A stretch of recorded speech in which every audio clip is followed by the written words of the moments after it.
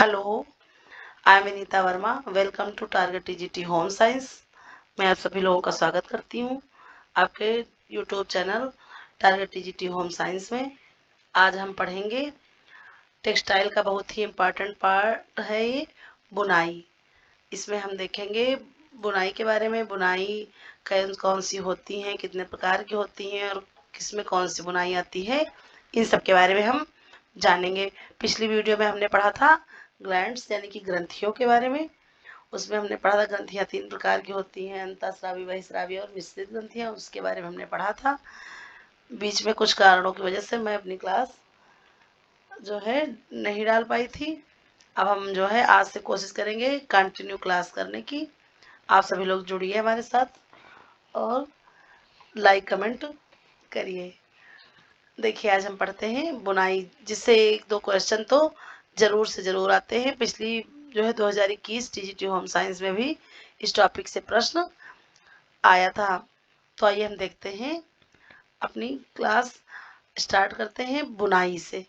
ठीक है, तो बुनाई हमारी 2 प्रकार की होती है।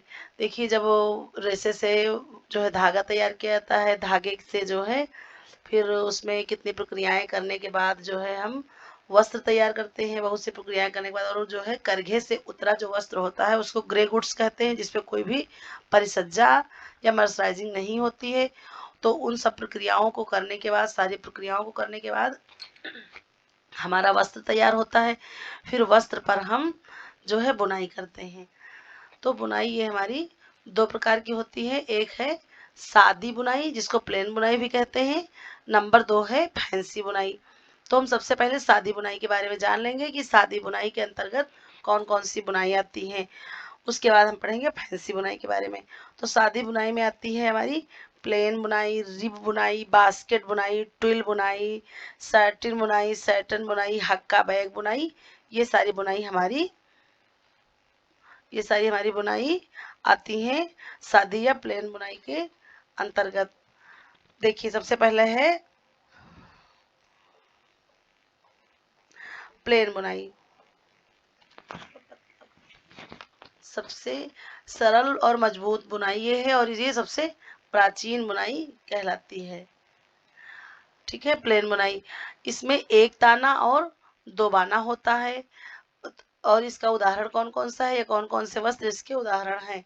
कैलिको, टफेटा, टेबी बुनाई, वायल बुनाई, मलमल की बुनाई, ये सारी प्लेन बुनाई के अंतर्गत आती हैं। फिर अगला है रिब बुनाई। रिब बुनाई भी हमारी सादी बुनाई के अंतर्गत आती है। इससे प्रश्न भी ऐसे बनते हैं कि रिब बुनाई कौन सी बुनाई है। ठीक है, यह हो सकता है कि रिब बुनाई के अंतर्गत कितने ताना और कितने बाना होते हैं। तो इसको हम सिर्फ नाम से ही नहीं समझ पाएंगे, इसके अंतर्गत जो हमने हेडिंग सहित बनाया है इसको भी पढ़ना होगा।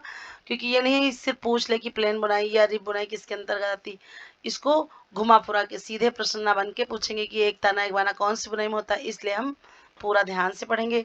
तो रिब बुनाई में क्या होता है, एक ताना और एक बाना होता है और ताने का धागा मोटा होता है। ऐसे भी प्रश्न बन सकता है कि कौन सी बुनाई में ताने का धागा मोटा होता है, तो हम जानेंगे कि रिब बुनाई में ताने का धागा मोटा होता है।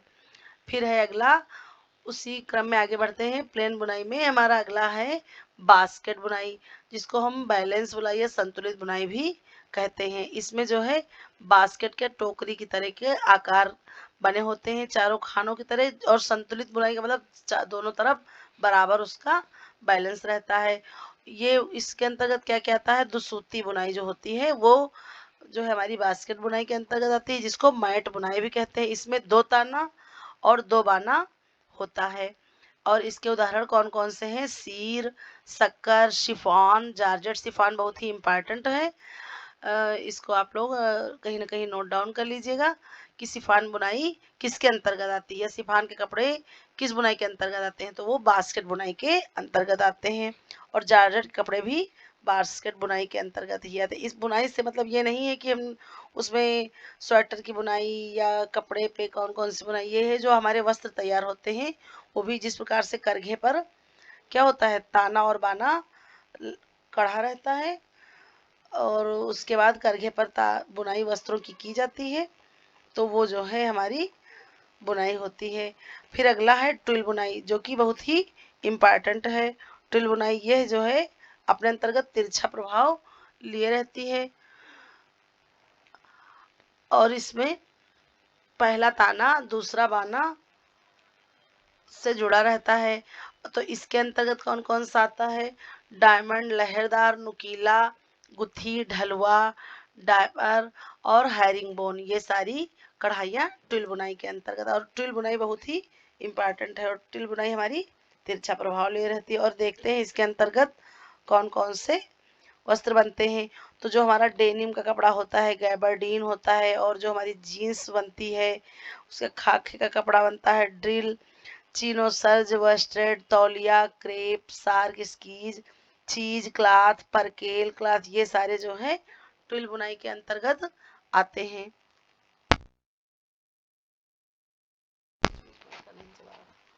जैकार्ड बुनाई यह सबसे भिन्न बुनाई है और जैकार्ड बुनाई के लिए एक अलग, हम कह सकते हैं स्पेशल एक करघा आता है, उस पर जैकार्ड बुनाई की जाती है और यह लेकिन हमारी फैंसी बुनाई के अंतर्गत आता है। इसकी आवश्यकता के लिए अलग से एक करघा चाहिए। जैकार्ड करघा का आविष्कार 1805 में जोसेफ नैरी ने किया था और ये जैकार्ड बुनाई जो है ये बहुत ही महंगी विधि है। इससे डेमार्स, ब्रोकेड आदि के वस्त्र बनाए जाते हैं। इसी में अगला है सेटिन व साटिन बुनाई, ये भी हमारी प्लेन या सादी बुनाई के अंतर्गत आता है। और देखिए सेटिन और साटिन का आप जो है इंग्लिश वर्जन जरूर देखिएगा वरना कंफ्यूज हो जाएंगे। सेटिन और साटिन कभी कभी एक जैसा लिखा होता है, स्पेलिंग में SATIN सेटिन होता है और साटिन में SATTEN होता है। ये आप ध्यान रखिए क्योंकि कभी कभी साटिन भी सेटिन की तरह लिखा रहता है। तो इसकी पहचान ये है कि सेटिन में तानों की संख्या ज़्यादा रहती है, जो कि अधिकतर खड़ा ताना रहता है, खड़ा जो है कह सकते हैं, या फिर लंबवत धागा इसमें प्रयोग किया जाता है। और साटिन में बाना कह सकते हैं, बाने का धागा, यानी कि बाना कौन सा था, 36 धागा हमारा होता है, उसकी संख्या ज़्यादा होती है, जो कि जो है मतलब 36 धागा या कह सकते हैं हमारा बेड़ा धागा या बाने का धागा प्रयोग होता है। फिर है नेक्स्ट हक्का बैग बुनाई। हक्का बैग बुनाई भी हमारी सादी बुनाई या रिब बुनाई का ही रूपांतर है। हक्का बैग से आप कंफ्यूज नहीं होंगे, इसको फैंसी बुनाई में नहीं जोड़ेंगे। हक्का बैग बुनाई किस में आती है? ये हमारी सादी बुनाई में आती है और जो रूप बुनाई है उसी से ही ये मिला जुला बनाया जाता है। इसमें प्रथम पंक्ति में बाने का 2 धागा ताने के ऊपर तथा नीचे के क्रम में चलता है। यह हम इस तरह समझ सकते हैं कि जब पहली पंक्ति में बुनाई होती है तो बाने के 2 धागे ताने के ऊपर तथा ताने के नीचे चलते रहते हैं। इस प्रकार से हमारी ये कंप्लीट होती है सादी बुनाई। फिर हम ये देखते हैं फैंसी बुनाई।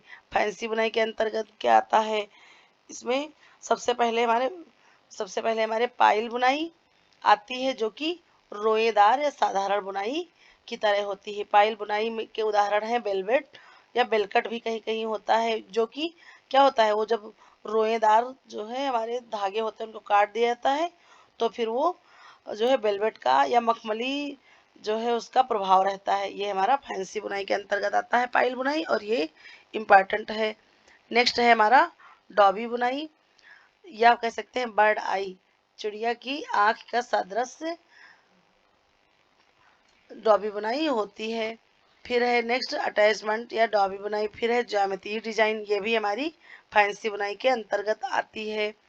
फिर है हमारा डबल क्लॉथ या वेविंग। डबल क्लॉथ वेविंग में क्या होता है? इसमें दोहरा कपड़ा बुनाई का होता है।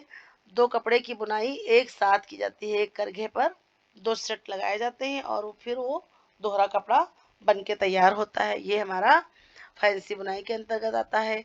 फिर अगला है क्रेप यार्न, कह सकते हैं ये इसमें क्या होता है? सबसे ज़्यादा ऐंठन वाला ये वस्त्र होता है। इसमें बहुत ज़्यादा हम कह सकते हैं कि उच्च श्रेणी की औसत 3 से 7 तक की लगभग या 7 से 12 तक की लगभग ऐंठन इसमें होती है। और इसका वस्त्र कैसा हमारा प्राप्त होता है?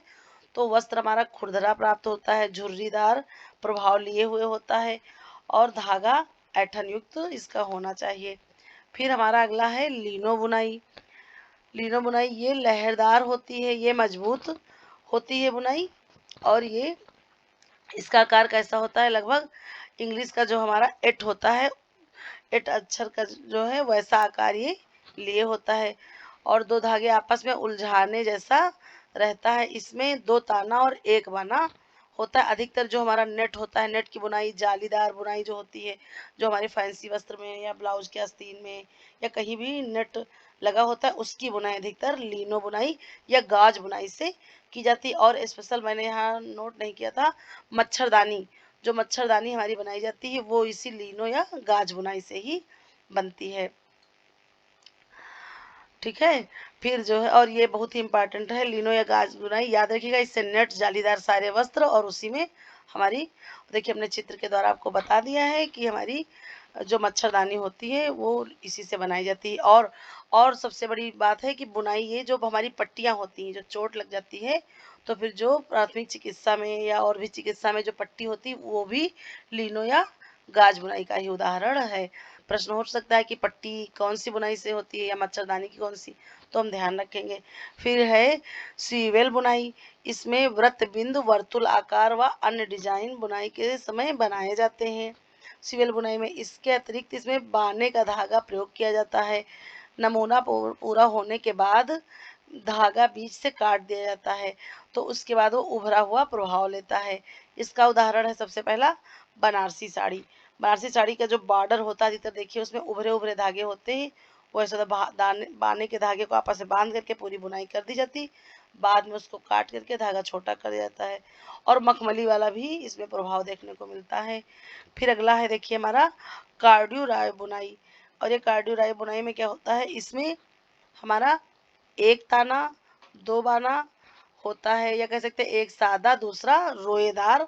हम जब बीनेंगे, ताने जब करघे पर कसते हैं, तो जो हमारा ताना होगा उसको सादा, और जो बाना होगा उसको हम रोएदार बना लेते हैं। तो ये कार्ड्यूराय में रोएदार धागा एक ताने के नीचे तथा चार ताने के ऊपर से होकर गुजरता है, तो ये कार्ड्यूराय बुनाई बनती है, जिससे हमारा वस्त्र कैसा तैयार होता है, हल्का सा क्रेप बुनाई की तरह, या फिर कह सकते हैं रोएदार जो तौलिया होती हैं या उभार लिए हुए खद्दर के मोटे कपड़े, वो इसी की बुनाई के अंतर्गत आते हैं। और एक यहाँ पर एक मेन है पॉइंट, ट्विल बुनाई बहुत ही मजबूत होती है। देखिए हमने जो है डबल स्टार बनाया है कि सबसे मजबूत बुनाई कौन सी होती है, तो ट्विल, क्योंकि देखिए हमारी जो डेनिम है, जीन्स है, वो कभी भी जल्दी फटती नहीं, क्योंकि उसमें तिरछा प्रभाव रहता है और बहुत ही मोटे खुरदरे धागे का प्रभाव होता है, इसलिए ये बुनाई सबसे मजबूत बुनाई कहलाती है। ये बहुत ही इंपॉर्टेंट है। फिर बुनाई पूरी होने पर रोएदार बाने के धागे को काट देते हैं, जिससे कपड़े की सतह पर उभार दिखाई देते हैं। ये हमारा कार्डुराई बुनाई का ही जो है लाइन थी। फिर अगला है मखमली बुनाई, या कह सकते हैं वेलवेट वेव। इसमें एक ताना, ये ध्यान करना है, इसमें एक ताना, दो बाना, और एक बाना रोएदार होता है, मतलब जब दो बाने हम डालेंगे करघे पर, जब हम कसते हैं एक ताना यानी कि 36 धागा कह सकते हैं, तो और जो दो बाने होते हैं उस बाने में एक तागा रोएदार होगा, तो फिर भी ये उभरा हुआ होता है। यह भी कार्डुराई बुनाई की तरह ही लगभग लगभग होता है। हमने अभी कार्डुराई में भी बताया कि यह मखमली प्रभाव होता है, तो मखमली बुनाई में भी इसका प्रभाव आपको देखने को मिलता है। इसलिए ये वस्त्र की सतह पर तैरते हुए धागे को मशीन से काटते हैं, यानी कि जो हमारा एक बाने का धागा रोएदार होता है उसका प्रभाव कैसा दिखता है, तो वो हमारे वस्त्र पर तैरता हुआ दिखता है।